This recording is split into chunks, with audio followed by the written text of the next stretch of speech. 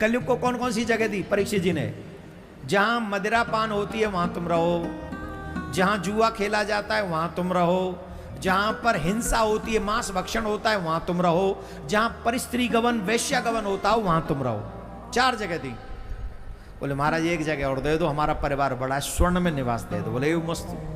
राजा के सर पे मुकुट था सोने का, वो वहां बैठ गया और राजा के बैठते ही, कलयुग के बैठते ही राजा के सर पे एकदम राजा की बुद्धि जो है अलग हो गई।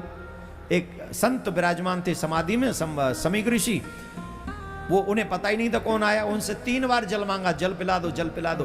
ध्यान गया नहीं ऋषि का। अब इनको लगा कि जानबूझ के मेरी इंसल्ट कर रहे हैं, अपमान कर रहे हैं, तो वह मरा हुआ सर पड़ा था, वो उनके गले में डाल दिया। उनके पुत्र ने साप दे दिया, इति लंघित मर्यादम तक्षकः सप्तमे हनि। जिसने संत मर्यादा का उल्लंघन किया है उसे 7वें दिन उसके मृत्यु हो जाएगी, उसे तक्षक डस लेगा। राजा को पता चला, राजा ने घर छोड़ दिया।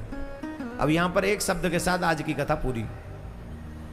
बोलू बोलू तुम्हारे जीवन में भी कलयुग हावी है कि नहीं, इस बात का पता कैसे चले?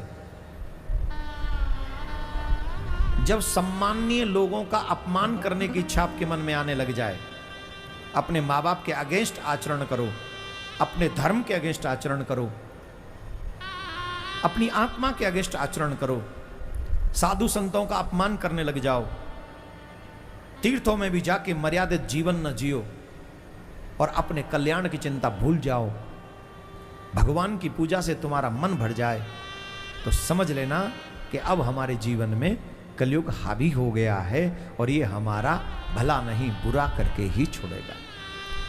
बोले महाराज इससे बचने का कोई ऑप्शन? बोले एकमात्र है जो परीक्षित ने अपनाया था। वो ऑप्शन क्या है? श्रीमद् भागवती कथा। राजा अंत तो गत्वा, परीक्षित जी सुखदेव जी की शरण में गए थे और उन्हें भागवत ने बचा लिया था।